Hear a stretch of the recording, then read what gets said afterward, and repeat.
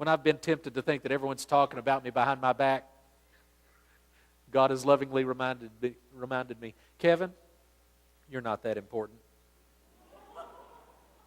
You may think everybody's talking about you.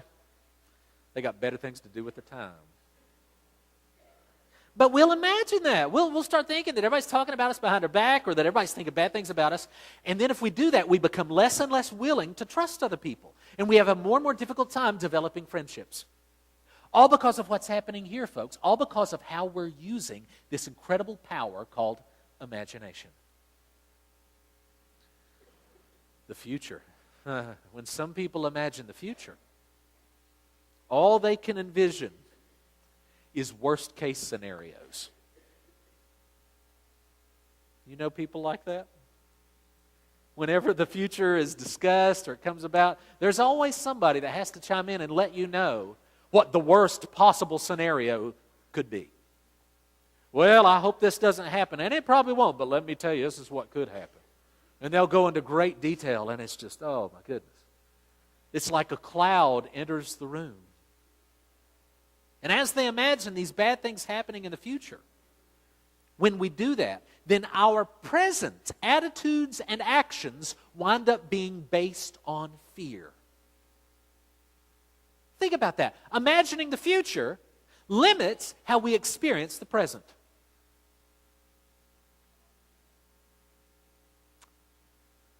Some people,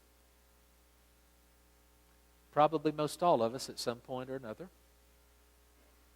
imagine what it would be like if they disobeyed God in this way or in that way. You know what I'm talking about? A particular thought flashes through your mind, some ungodly thought, some temptation. If you don't watch it, your mind starts playing this little game. Well, of course, I'd never do that, whatever that is. Of course, I'd never do that. That's wrong. Of course, I'm not going to do that. But what if I did? What if I did? I mean, I'd never do it. But what if I did? We'll even play games like, I'd never do that, but I wonder if I could figure out how you could do that and get away with it. I'm not going to do it. But I wonder if I'm smart enough, if I'm clever enough to figure out how to do that and get away with it. Yeah, I think that could be done. I'm seeing some possibilities here. You see this? All the time Satan, he's using our own imagination against us. It's like he's just reeling us in. Yeah, you keep thinking about it. You keep thinking about it. The Apostle Paul in Romans 13:14 writes this: "Clothe yourselves with the Lord Jesus Christ and do not think about how to gratify the desires of the sinful nature." Don't even think about it. Don't go there. That's a losing game. If you start allowing your imagination to be used against you like that, Satan wins. Your imagination is powerful.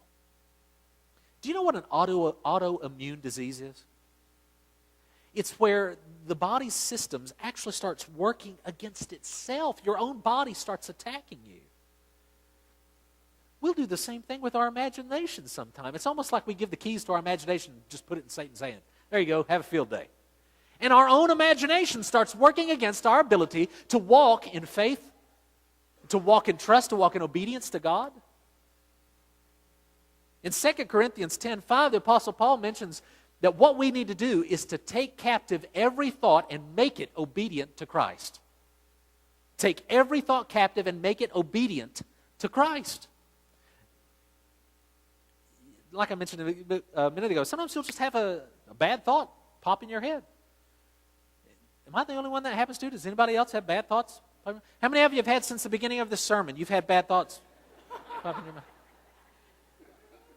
How many of you are lying? You're not going to tell? We'll just have a bad thought. And I really don't think that there's anything much we can do about that. That's just part of being human. We'll just have a bad thought pop in our minds. And I don't think that we're necessarily responsible for that. The responsibility comes in, okay, what do we do with that bad thought once it's there? Do we run with it? Do we let it start developing roots as if it's going to be staying a while? Or do we take every thought captive and make it obedient to Christ? The mental image I have is kind of like of a rodeo. You know, up, here comes the thought. It pops out, and you pull out that lasso, and you lasso it, and you pull it over, and you tie it up. A new state record. Take it captive and make it obedient to Christ. In other words, it's not going to be obedient. You've got to make it obedient. You've got to lasso that thing. You've got to wrestle it to the ground. Not in this brain. That's not happening here. Got to be tough about it. Your imagination is one of the most powerful abilities you possess. So how do you use your imagination? What is your mindset? On what is your mindset? Romans 8:5. Those who live according to the sinful nature have their minds set on what that nature desires. But those who live in accordance with the Spirit have their minds set on what the Spirit desires. How do you use your imagination? What's happening in that cranium? One of the biggest ways we engage our imagination is through entertainment. When we watch a movie or a TV show or read a book and we're moved or touched or excited by something in that story, it's because we've allowed our imagination to engage in that story. The story was created when someone else imagined. And when the story is told, it's as if they're inviting us to imagine along with them. What if things were like this? And so we'll get into that movie. We'll get into that book. We'll get into that TV show. And when something happens to a particular character in the story, man, we kind of feel it. It kind of touches us. Why? Because we're imagining along with it. And there's nothing wrong with that. That's fine. That's part of how imagination works. Even video games can draw us into this imagined world, and we can imagine what it would be like to do whatever the game is leading us to do. But here's the question. In what types of things do you immerse your imagination? Or to ask the question more pointedly, how are you allowing your imagination to be trained? How are you allowing your imagination to be trained? How are you practicing? What are you practicing with your imagination? You see, when we engage our imagination in different types of entertainment, it affects us. People that tell you it doesn't, they're fooling themselves. They're just deceiving themselves.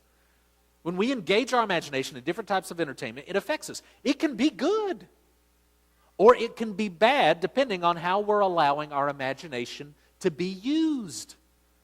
When we watch a TV show or a movie or play a video game or listen to music or read a novel, do we ever stop to consider how that particular story might be training our imagination? It's giving my imagination exercise in operating in a certain way. Do we ever stop and ask, okay, how is this training the way I'm thinking? How is it training my imagination?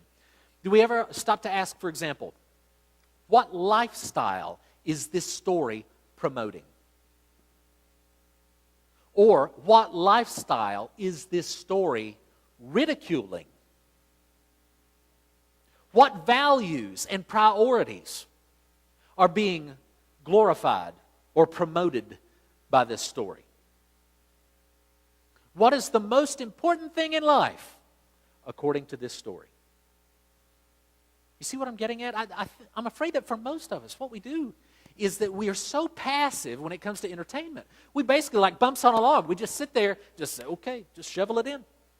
And we'll just take it in, and we don't realize, we feel like, well, that's not me. I'm not participating in that. I'm just a spectator. No, we're not. We are participating through our imagination. We're there. That's why